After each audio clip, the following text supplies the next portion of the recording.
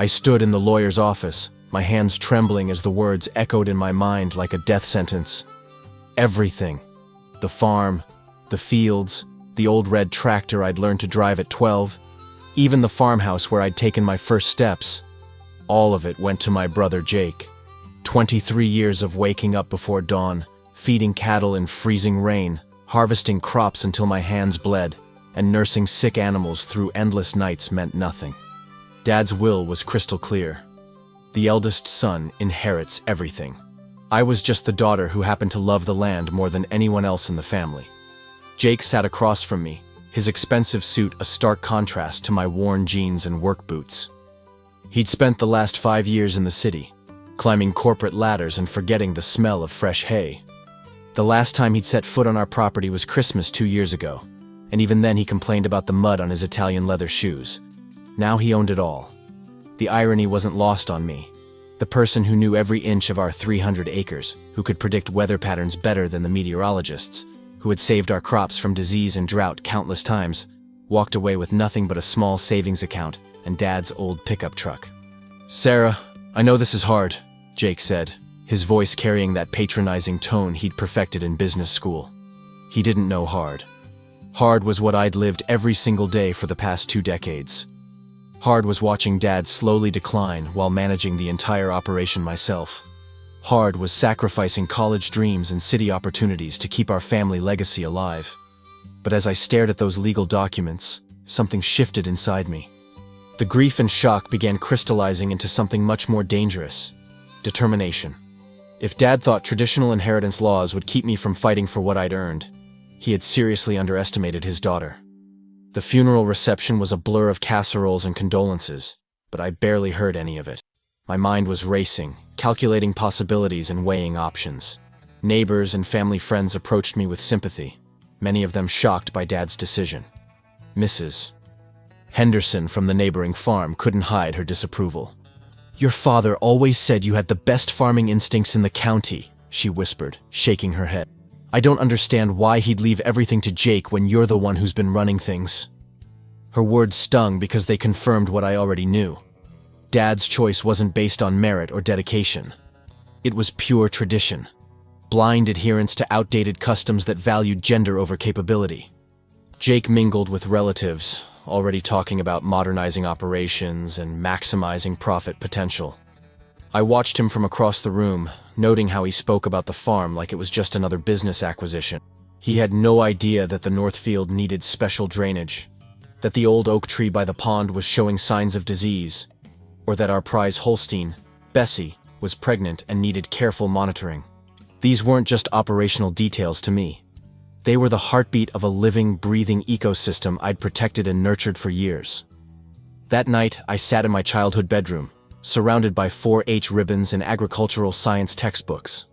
Mom knocked softly and entered, her eyes red from crying. "I tried to talk to him about the will," she said quietly. "But you know how your father was once he made up his mind."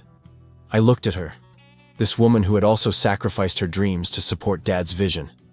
And I saw my own future reflected in her resigned acceptance.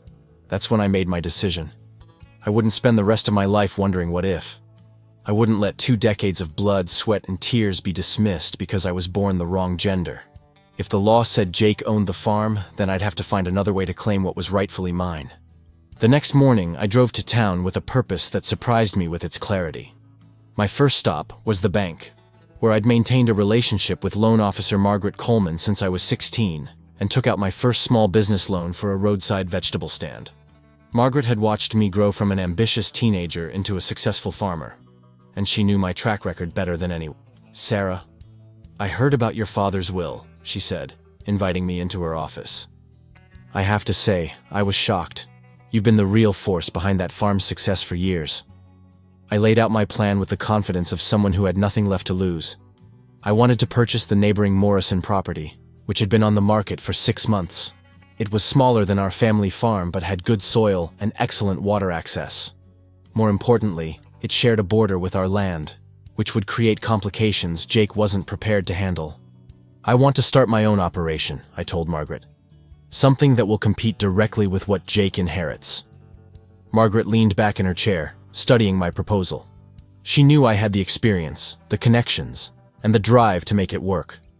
What I needed was the capital, and my track record spoke louder than any degree or family name. "This is ambitious, Sarah," she said finally. "You're talking about going head-to-head with your own family." I met her gaze steadily. Jake made this adversarial when he accepted an inheritance he didn't earn. "I'm just evening the playing field." Margaret smiled, the first genuine smile I'd seen since reading Dad's will. "Well, you've never defaulted on a loan. You know the market better than anyone. And frankly, I think you're the better farmer. Let's see what we can do." As I walked out of the bank an hour later with preliminary approval for a substantial loan, I felt something I hadn't experienced in days. Hope. The fight was just beginning, but at least now I had weapons. Block 4. The Morrison property was a diamond in the rough, exactly what I needed for my counterattack. The farmhouse needed work, but the barns were solid and the fields were fertile. More importantly, the property had something our family farm lacked: modern irrigation infrastructure and a large equipment shed that could house the machinery I'd need to compete. I walked the perimeter with real estate agent Linda Torres, my mind already calculating crop rotations and improvement possibilities. "The previous owners put a lot of money into soil conservation," Linda explained. "There's also a small orchard that's been producing well." What Linda didn't know was that I'd been watching this property for 2 years, waiting for the right moment to make a move. The Morrisons had been Dad's competitors in the farmers market circuit, and their sustainable farming practices had always impressed me. Now their misfortune, medical bills that forced a sale, would become my opportunity. I made an offer that afternoon, contingent on the loan approval I was confident would come through. The property would give me everything I needed: proximity to my former home, proven productive land, and most importantly, a platform to demonstrate that merit mattered more than birthright. That evening, I sat on the porch of what might soon be my new home, watching the sunset paint the fields golden. For the first time since Dad's death, I felt something resembling peace. This wasn't just about revenge or proving a point anymore. This was about creating something entirely my own, free from the weight of family expectations and traditional limitations. My phone buzzed with a text from Jake. "We should talk about your role in the operation going forward." I stared at the message for a long moment, then deleted it without responding. I wasn't interested in being his employee on land I'd made profitable. I was going to be his competition, and he had no idea what he was about to face. Block 5. Within a week, everything fell into place with the precision of a well-orchestrated harvest. Margaret called with final loan approval. The Morrison family accepted my offer, and I found myself holding the keys to my own farm. The irony wasn't lost on me that I was starting over just 5 miles from where I'd spent my entire life. But this time, every decision would be mine. No more deferring to Dad's old-fashioned methods or watching profitable opportunities slip away because of stubborn tradition. I had learned from the best, absorbed 2 decades of agricultural wisdom, and now I could apply it without restriction. My first major decision was controversial, but strategic. Instead of traditional corn and soybean rotation that dominated our region, I planned to focus on organic vegetables and specialty crops for the growing farm-to-table market. I'd been researching this shift for years, watching city restaurants pay premium prices for locally grown organic produce. The profit margins were significantly higher than commodity crops, but the work was more intensive and the market more demanding. Fortunately, intensive work and demanding standards were exactly my strengths. I spent 3 days developing a comprehensive business plan that would have made my agricultural business professors proud. Heirloom tomatoes, specialty herbs, organic greens, and a small but profitable flower operation for wedding and event planners. The Morrison property had a greenhouse that just needed repairs, and I could convert one of the smaller fields into a market garden that would generate more income per acre than Jake's traditional crops ever would. Most importantly, I'd be selling directly to consumers who valued quality and sustainability over quantity and convenience. The first person I called was Chef Marcus Webb from Riverside Bistro in town. Marcus had been buying eggs and occasional vegetables from me for 3 years, always asking if I could supply more variety. "Sarah, this is exactly what I've been hoping for," he said when I outlined my plans. "If you can guarantee consistent supply of quality organic produce, I'll commit to purchasing your entire output for the restaurant." 1 phone call, and I already had my anchor customer. Jake would spend months trying to negotiate commodity prices with corporate buyers. I was building relationships with people who understood the value of what I could produce. Block 6. The news of my purchase traveled through our small farming community faster than gossip at a church social. Some neighbors were supportive, others were skeptical, and a few were openly hostile to what they saw as family betrayal. But the reaction I cared about most came during Sunday service at First Methodist, when Jake cornered me in the parking lot. His face was red with anger, his usual composed businessman persona cracking under pressure.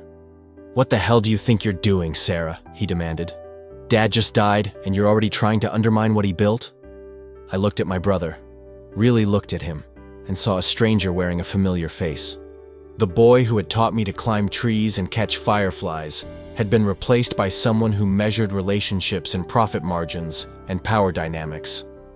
"I'm not undermining anything," I replied calmly. "I'm building something of my own, something I earned." Jake shook his head in frustration. "You can't just start a competing farm right next door. It's not right." The audacity of his statement would have been funny if it weren't so infuriating.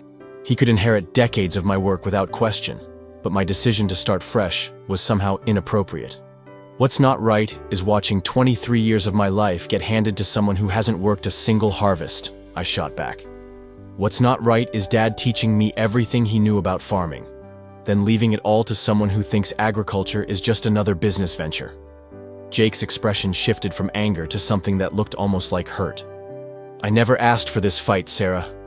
For a moment, I saw a glimpse of my little brother, confused and overwhelmed by responsibilities he wasn't prepared for. But that sympathy lasted only seconds. "You accepted the inheritance," I reminded him. "That was asking for a fight." As I drove away from church that morning, I realized our relationship had crossed a line that couldn't be uncrossed. We weren't siblings anymore, we were competitors.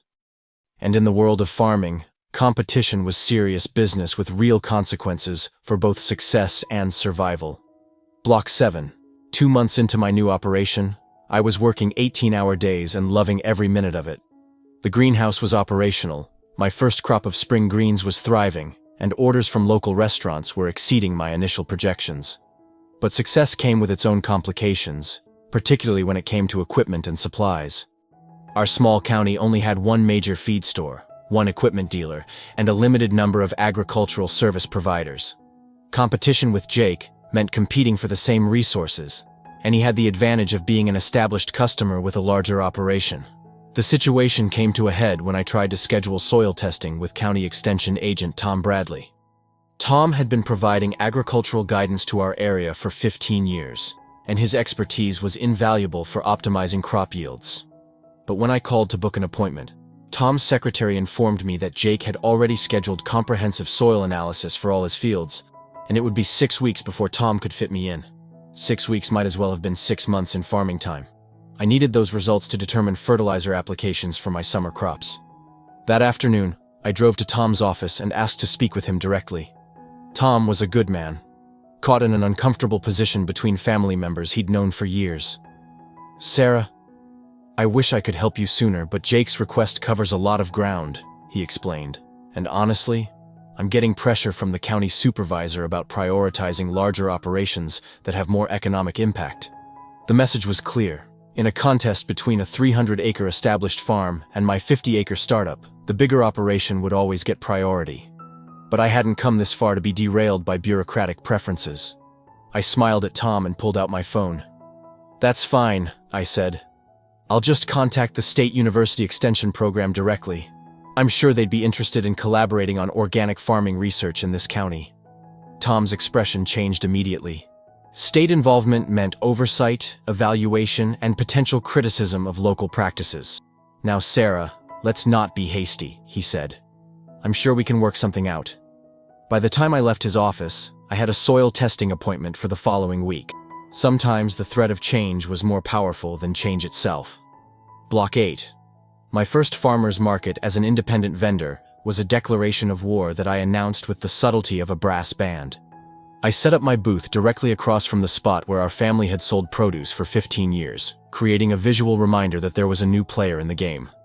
My display was immaculate. Perfectly arranged organic vegetables, informational signs about sustainable farming practices, and price points that reflected the premium quality of my produce. Jake's booth, managed by hired help since he had no interest in direct sales, looked exactly as it had for the past decade. Functional, but uninspired. The response from customers was immediate and overwhelmingly positive. Dr. Sarah Chen, a pediatrician who had been buying our family's produce for years, stopped by my booth first thing in the morning. "Sarah, I heard you started your own farm," she said, examining my leafy greens. "These look incredible. Are they really completely organic?" When I confirmed that everything was grown without synthetic pesticides or fertilizers, she bought 3 times her usual quantity. "My patients' parents are always asking about organic options for their children," she explained. "This is exactly what they're looking for." By noon, I had sold out of everything except my flower arrangements, and I had a waiting list of customers wanting advance orders for next week. The contrast with Jake's booth was stark and undeniable. His employees were bored, his produce was adequate but unremarkable, and his customer interactions were purely transactional. Meanwhile, I was building relationships, educating consumers about sustainable agriculture, and commanding prices that were 30% higher than conventional produce. The message to Jake was unmistakable. Quality and dedication could triumph over quantity and inheritance. But the real victory came at the end of the day when old Mr. Patterson, the unofficial patriarch of our farming community, stopped by as I was packing up. "Young lady, I've been farming for 57 years, and I can tell quality when I see it," he said, his weathered hands examining one of my tomatoes.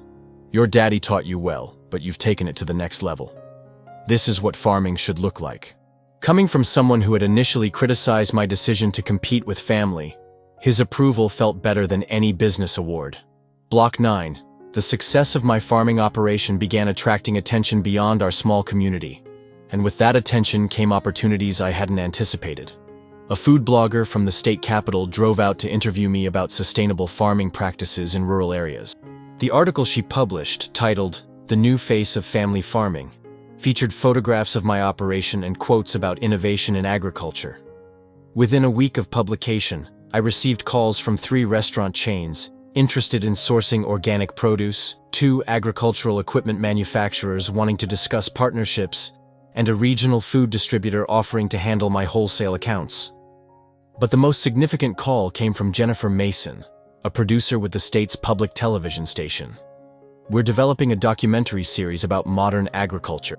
Your story, building an independent operation from scratch while competing with traditional family farming, fits perfectly with our theme about evolution in rural America." The idea of television coverage was both exciting and terrifying. Positive exposure could transform my small operation into a regional success story, but it also meant putting my family conflict on public display. I agreed to the interview after careful consideration, understanding that visibility was essential for long-term growth. The filming took place on a perfect September morning, with golden sunlight streaming through my greenhouse and my fall crops at their photogenic peak.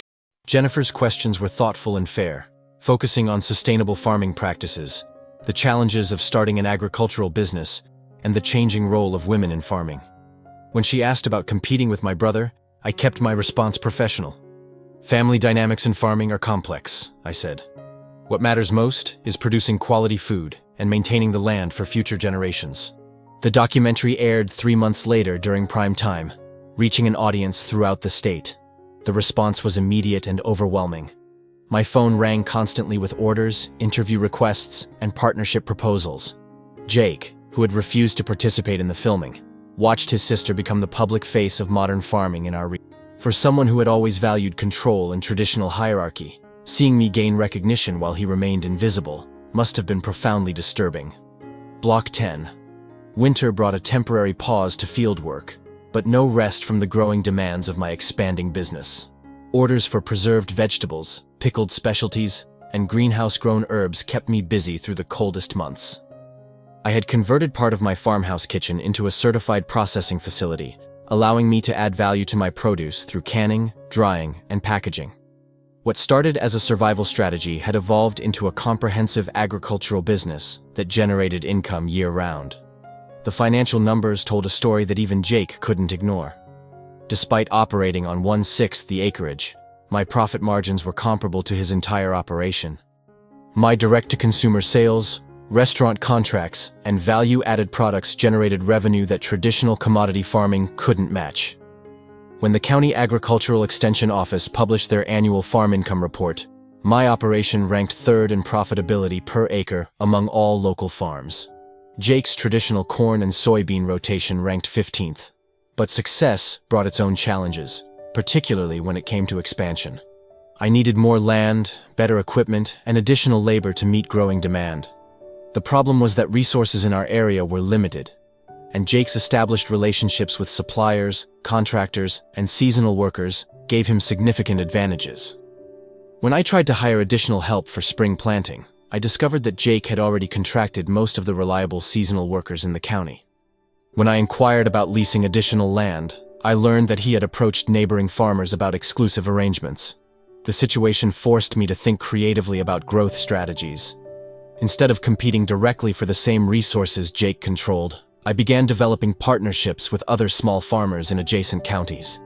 We could share equipment costs, coordinate labor exchanges, and create a network of sustainable farms that would be stronger together than any of us could be individually. My battle with Jake was teaching me that sometimes the best way to win a war is to change the rules of engagement entirely. Block 11. Spring brought both vindication and escalation in my ongoing competition with Jake. My second-year operation was running like a precision machine, with crop rotations planned 18 months in advance and customer relationships that guaranteed sales before seeds went in the ground. Local newspapers had begun referring to me as an agricultural innovator, and farming conferences invited me to speak about sustainable practices and direct marketing strategies. Meanwhile, Jake's operation remained stuck in the traditional commodity farming model that was becoming increasingly unprofitable. The breaking point came during our county's annual agricultural meeting, where farmers gathered to discuss water rights, zoning issues, and cooperative purchasing agreements. Jake had been elected to the County Farm Bureau Board, a position he clearly expected would give him influence over my operation. When the topic of organic farming regulations came up, Jake stood to address the group. "We need to be careful about supporting farming practices that sound good, but aren't economically viable long-term," he said, looking directly at me. "Traditional methods have sustained our community for generations." I waited until he finished his speech before standing to respond. "With respect to my brother, economic viability is exactly why sustainable farming is growing," I said calmly. "My operation produces 3 times the profit per acre of conventional corn and soybeans, while improving soil health and reducing environmental impact." I presented data that I'd prepared specifically for this moment: profit comparisons, soil quality measurements, and customer satisfaction surveys. The room fell silent as farmers realized that the numbers supported every claim I made. After the meeting, several farmers approached me privately about transitioning portions of their operations to organic production. They wanted to know about certification requirements, market opportunities, and technical support. Jake watched these conversations with growing frustration, realizing that his attempt to undermine my credibility had backfired spectacularly. Instead of isolating me, he had inadvertently positioned me as a leader in agricultural innovation. The student had not only surpassed the teacher, she was now teaching others how to follow her example. Block 12. By my 3rd year of independent farming, the dynamic between Jake and me had shifted from sibling rivalry to acknowledged competition. His traditional operation was struggling with falling commodity prices and increasing input costs, while my diversified organic operation continued to expand. I had purchased 2 additional small properties, hired 4 full-time employees, and established relationships with distributors in 3 states. What had started as an act of defiance had evolved into a legitimate agricultural enterprise that was reshaping farming practices throughout our region. The most telling moment came when the State Department of Agriculture selected my farm as a demonstration site for sustainable farming practices. Extension agents brought groups of farmers from across the state to see firsthand how organic methods could be both environmentally responsible and financially profitable. During one of these visits, I noticed Jake standing at the edge of my property, watching the tour from a distance. Our eyes met across the field, and for the first time in 3 years, I saw something other than anger in his expression. It might have been respect, or perhaps just resignation to the reality that his little sister had built something impressive. That evening, Jake knocked on my door for the first time since our confrontation in the church parking lot. He stood on my porch awkwardly, still wearing the expensive clothes that looked out of place in our rural setting. "I came to talk," he said simply. I invited him in, and we sat at my kitchen table like we used to as children. But the years of conflict hung between us like an invisible wall. "Your operation is impressive," he admitted. "I may not agree with your methods, but I can't argue with your results." "This was never about proving you wrong, Jake," I replied. "It was about proving I belonged in farming, regardless of what Dad's will said." He nodded slowly, perhaps finally understanding that my success wasn't an attack on him, but a validation of my own worth. We talked for 2 hours that night, not as competitors but as siblings who had both been shaped by the same land and the same complicated father. It wasn't a complete reconciliation, but it was a beginning. Block 13. 5 years after Dad's death, I stood in the same lawyer's office where I'd first learned about my inheritance, or lack thereof. This time, I was there to finalize the purchase of the original family farm. Jake had decided to sell, tired of fighting falling commodity prices and the stress of managing an operation he'd never truly understood. I was buying the land that should have been mine from the beginning, but now I was purchasing it with money I'd earned through my own skill and determination. The irony was perfect and deeply satisfying. The will that had excluded me from my inheritance had actually freed me to build something better than what I would have received. Without the burden of Dad's conservative farming methods and traditional expectations, I had created an agricultural operation that was more profitable, more sustainable, and more respected than the one he'd left to Jake. I had proven that merit mattered more than gender, that innovation trumped tradition, and that the best revenge was overwhelming success. As I signed the papers that made me the sole owner of both properties, I thought about Dad and wondered if he would be proud of what I'd accomplished. His decision to exclude me from his will had been the catalyst for everything that followed. Perhaps that had been his intention all along, not to diminish me, but to force me to prove myself in a way that inheritance never could. I preferred to believe that explanation, even if it was probably just wishful thinking. Jake moved to the city permanently, taking a position with an agricultural consulting firm where his business degree was actually useful. We exchanged Christmas cards and occasional text messages, maintaining the polite distance of relatives who respect each other, but share too much complicated history for true closeness. And every morning when I walked out to check my fields, all 300 acres of them now, I remembered the young woman who had stood in the same office 5 years earlier, devastated by what she thought was the end of her farming dreams. Dad had given Jake the farm, the fields, and the tractor. But he had given me something more valuable: the motivation to build my own legacy from the ground up. Sometimes the greatest gifts come disguised as disappointments, and the most powerful revenge is simply living well. If this story inspired you, please subscribe to hear more tales of resilience and determination. Thank you for listening to this journey of family, farming, and finding your own path. In the comments, share your thoughts about second chances and proving yourself against the odds. Also, let us know what country you're listening from. The next story of triumph over adversity is coming soon.